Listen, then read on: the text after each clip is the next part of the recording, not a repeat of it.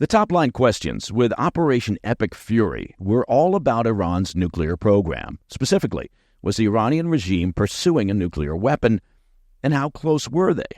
And in the aftermath of the military strikes, exactly how much damage was done to the regime's program? Today's PDB Special Intelligence Briefing will attempt to answer those questions. I'll have the details.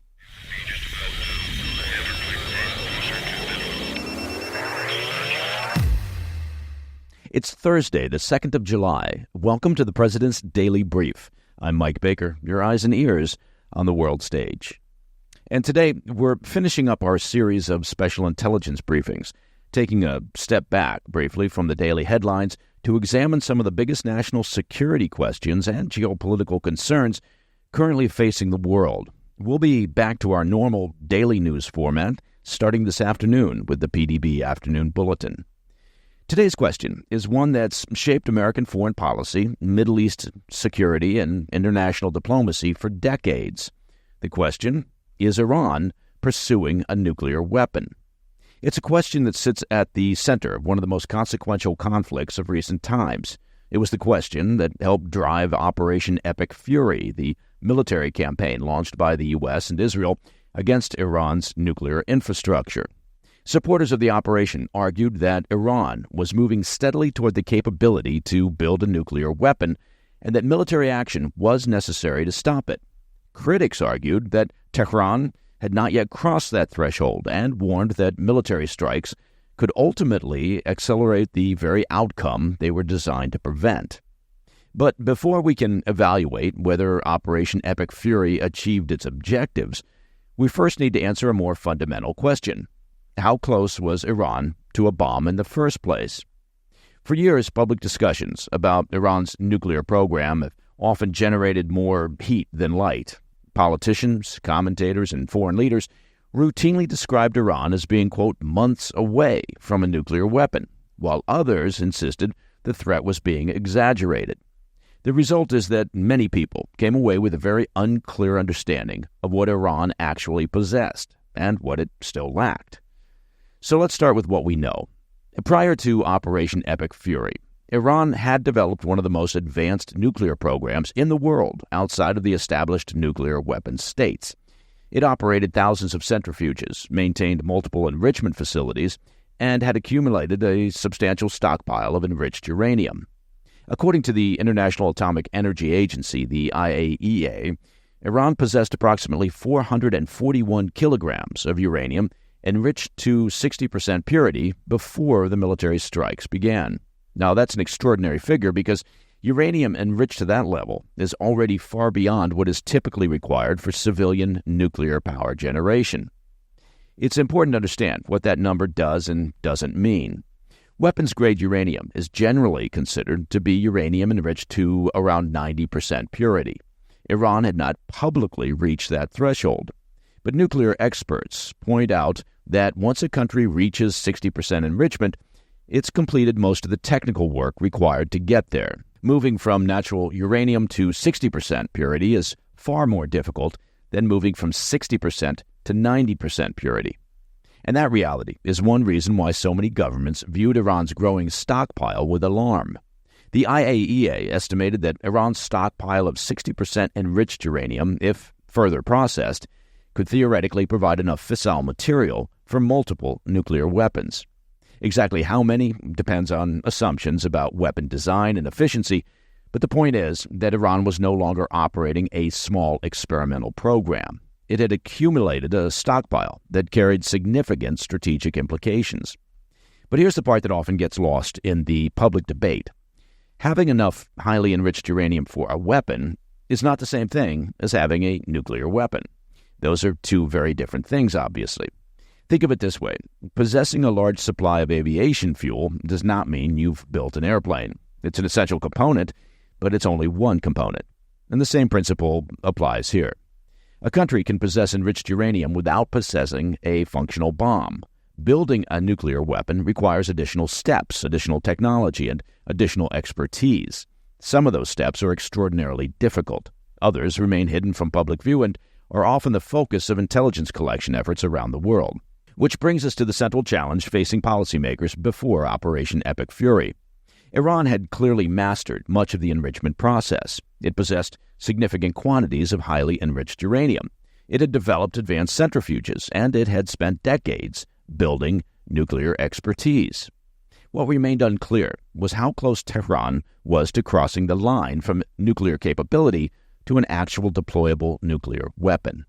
And that's where our focus turns next. Because to understand why the U.S. and Israel viewed Iran's program as such a serious and imminent threat, we first need to understand what it actually takes to build a bomb.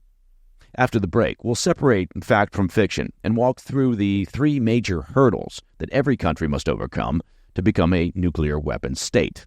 And we'll look at where Iran stood on each of them before Operation Epic Fury. I'll be right back. Hey, Mike Baker here. Let me ask you a question. How many times during the week do you drop, $10 or $20 or $30 on essentially meaningless items? You know what I mean, impulse buys or just stuff that you honestly don't need. Those impulse purchases, well, they add up. And by the end of the week or month, you're wondering, where's your money gone? Well, let me tell you what you could be doing with that money. Acre Gold lets you turn that lost money into physical 24-karat Swiss gold. You pick a plan, your balance builds, and once you hit the price of a bar, they ship it straight to your door. It's that simple. And it's real gold in your hand. And that's an asset that's been valuable since the dawn of civilization. And for the collectors, get this, Acre just dropped the limited edition Hot Wheels collection. You remember Hot Wheels? How good were they? These are officially licensed by Mattel and strictly capped, and once they're gone, they're history. While you're there, claim your free entry to the Speed Club sweepstakes. They're giving away 1 gram and 10 gram gold Hot Wheels bars in official collector's packaging. Start investing in a solid physical asset for just $30 at getacregold.com/PDB. Once again, that's getacregold.com/PDB. Subscribe today. Welcome back to the President's Daily Brief. Before the break, we talked about Iran's stockpile of enriched uranium and why it generated so much concern among American, Israeli, and international officials. But as we also discussed, possessing enriched uranium is not the same thing as possessing a nuclear weapon. To understand where Iran stood before Operation Epic Fury, it helps to think about a nuclear weapons program as a series of hurdles. The first hurdle is obtaining the fissile material itself. For countries pursuing a uranium-based weapon, that means enriching uranium to very high levels of purity. This is generally considered the most difficult and resource-intensive part of the process. It requires specialized facilities, advanced centrifuges, technical expertise, and years of development. It's also the stage that tends to attract the most international scrutiny because enrichment facilities are large, expensive, and difficult to conceal. By the time Operation Epic Fury began, there was little doubt that Iran had made substantial progress on this front. Tehran had spent decades developing enrichment capabilities and had accumulated a significant stockpile of highly enriched uranium. Whether one believed Iran was weeks or months or years away from a bomb, most analysts agreed that the country had largely mastered the enrichment process. The second hurdle is weaponization. This is where the conversation becomes more complicated. A nuclear weapon is not simply a container filled with enriched uranium. It requires sophisticated engineering, precision manufacturing, triggering mechanisms, explosive lenses, and a reliable design capable of producing a nuclear detonation. These are complex technical challenges that have historically required extensive research, testing, and development. This is also where much of the uncertainty surrounding Iran's program existed before the strikes. Western intelligence agencies had long assessed that Iran conducted weaponization-related research in the past. Exactly how much of that work continued and how far it had progressed remained a matter of considerable debate. Some analysts believed that the Iranian regime had intentionally positioned itself as a so-called, quote, threshold state. That's a country possessing much of the knowledge and infrastructure necessary to build a weapon without actually making the political decision to do so. And that distinction matters because nuclear weapons programs are not driven by engineering alone. At some point, political leaders must decide whether they're willing to accept the risks that come with crossing the nuclear threshold. Then comes the third hurdle, delivery. Building a bomb is only useful if you can deliver it to a target, right? And for that, I award myself the PDB Statement of the Obvious Award for today. For Iran, this was arguably the area where it faced the fewest obstacles. Over the past several decades, Tehran invested heavily in ballistic missile technology. Iran's missile arsenal became one of the largest and most sophisticated in the Middle East, giving the regime a variety of potential delivery platforms should it ever choose to pursue a deployable nuclear capability. Put all of that together, and a clearer picture does begin to emerge. Prior to Operation Epic Fury, Iran was not starting from scratch. It was not a country tentatively exploring nuclear technology for the first time. It possessed advanced enrichment capabilities, a large stockpile of highly enriched uranium, experienced nuclear scientists, and an extensive missile program.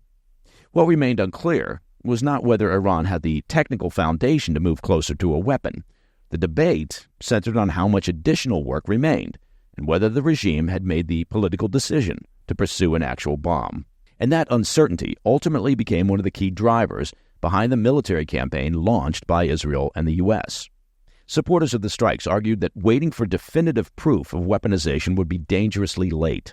Critics countered that military action risked accelerating Iran's determination to obtain the very capability that the operation was designed to prevent. Which brings us to the question everyone's been asking since the bombs started falling. Did Operation Epic Fury actually solve the problem?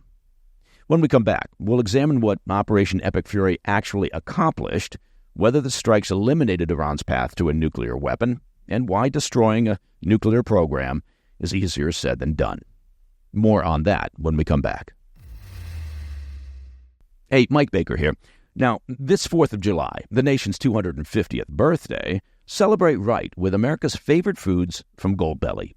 Goldbelly is the official food marketplace of America's 250th birthday, bringing iconic local favorites straight to your door. Whether it's Terry Black's barbecue from Austin or Lou Malnati's deep dish pizza from Chicago, maybe it's Junior's cheesecake from New York, they've got America's best. I ordered Terry Black's barbecue for a recent summer get-together over at the compound, and while you at first might be skeptical about ordering barbecue online, let me tell you something. The quality was outstanding, the shipping was easy, and everything arrived fresh and delicious. It brought an authentic Texas experience right to my doorstep. And like everything Goldbelly delivers, it arrived fast and perfectly packed. So if you're looking for a great way to celebrate America's 250th, or you just want to host an epic party or barbecue this summer, go to goldbelly.com and get free shipping and 20% off your first order with promo code PDB. That's goldbelly.com, code PDB, for free shipping and 20% off your first order. Welcome back to the President's Daily Brief. So let's return to the question that's been hanging over today's entire discussion. Did Operation Epic Fury actually stop Iran's nuclear ambitions? The honest answer is that we don't know. That's not a satisfying answer, is it? And anyone who tells you otherwise is almost certainly overstating the available evidence. At the time we're recording this, governments are still assessing the full extent of the damage inflicted during the operation. Intelligence agencies are reviewing satellite imagery, intercepted communications, radiation data, and reports from sources inside Iran. Military planners are comparing pre-strike assessments to post-strike evidence. And somewhere inside secure facilities in Washington, Jerusalem, and elsewhere, analysts are trying to answer the same question that we're discussing today. What exactly survived? That's because assessing the effectiveness of a military strike against a nuclear program is incredibly difficult. Destroying a building is easy to verify. Determining what was inside that building at the moment it was struck, well, that's harder. Determining whether critical equipment had been moved beforehand is even harder. And determining the long-term impact on a program that's been developed over decades, well, that assessment can take months or even years. What we do know is that Operation Epic Fury targeted key components of Iran's nuclear infrastructure, facilities associated with enrichment, research, development, and nuclear support activities were reportedly struck. The objective was not simply to damage individual buildings, it was to disrupt the broader system that would allow Iran to move closer to a nuclear weapon. And by most accounts, significant damage was inflicted. One of the enduring challenges of counterproliferation efforts is that nuclear programs are not just collections of machines. They're collections of people. You can destroy centrifuges, laboratories, and enrichment facilities, but what's much harder to destroy is knowledge, institutional knowledge. The scientists who designed the systems, the engineers who built them, the technicians who operated them, the managers who coordinated the program, the institutional expertise accumulated over decades. Once a country develops that body of knowledge, well, eliminating it entirely anyway, becomes extraordinarily difficult. Think about it this way. If a university laboratory burns down, the professors don't suddenly forget their field of study.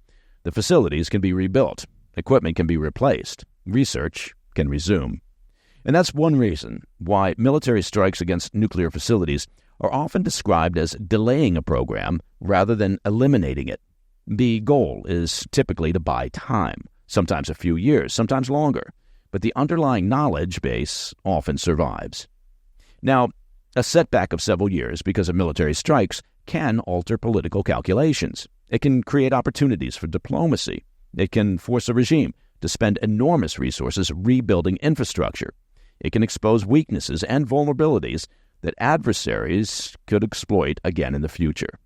And that brings us to what may be the most important point of today's briefing. The future of Iran's nuclear program ultimately depends less on physics than on politics. Throughout today's discussion, we've talked about enrichment levels, centrifuges, weaponization, and delivery systems. Those are all very important. But history shows that countries don't become nuclear weapon states simply because they possess the technical ability to do so. They become nuclear weapon states because their leaders decide the benefits outweigh the costs. South Africa, as an example, built nuclear weapons and later dismantled them. Ukraine inherited a large nuclear arsenal and surrendered it. Japan possesses extraordinary technical capabilities, but they've chosen not to build a bomb. The determining factor is not always technology, it's political will. And that's where the aftermath of Operation Epic Fury becomes especially important. Before the strikes, Iranian leaders faced a strategic decision: continue advancing their nuclear capabilities while remaining below the threshold of overt weaponization, or make the decision to openly pursue a nuclear weapon. Operation Epic Fury may have changed how the Iranian regime views that choice. And here there are essentially two competing schools of thought. The first argues that the strikes demonstrated precisely why Iran should never be allowed to acquire a nuclear weapon. From this perspective, Operation Epic Fury exposed vulnerabilities in the program, imposed significant costs on the regime, and reinforced the willingness of the U.S. and Israel to use military force when necessary. The second argues almost the opposite. Supporters of this view contend that the strikes may convince Iranian leaders that a nuclear deterrent is more necessary than ever. After all, North Korea possesses nuclear weapons and has largely avoided direct military intervention by outside powers. If Iranian leaders conclude that only a nuclear arsenal can guarantee the survival of the regime, they may emerge from the conflict more determined than ever to pursue one. At this point, we simply don't know which interpretation will prove correct. What we do know is that the broader strategic environment has changed. Even before Operation Epic Fury, the Middle East was undergoing significant realignment. The conflict between Israel and Iran's network of regional proxies had already reshaped the security landscape. The strikes have now added another chapter to that story. If Iran's program has been significantly degraded, the region may experience a period of reduced nuclear tension while Tehran reassesses its options. If the damage proves less severe than initially believed, Iran may attempt to rebuild portions of the program, perhaps in a more dispersed and secretive fashion than before. And if Iranian leaders ultimately decide that obtaining a nuclear weapon is essential to the regime's long-term survival, the world will once again have to decide how to respond. Essentially, the can has been kicked down the road. The real question to ask is, how far? And that, my friends, is the President's Daily Brief for Thursday, the 2nd of July. If you have any questions or comments, and I hope you do, please reach out to me at pdb@thefirstTV.com. And if you like the show and you want to support what we do, and I hope you do, consider becoming a premium member. You'll get every episode ad-free plus additional premium content. Just visit pdbpremium.com. I'm Mike Baker, and I'll be back later today with the PDB Afternoon Bulletin and our regular look at the critical news of the day. Until then, stay informed, stay safe, stay cool.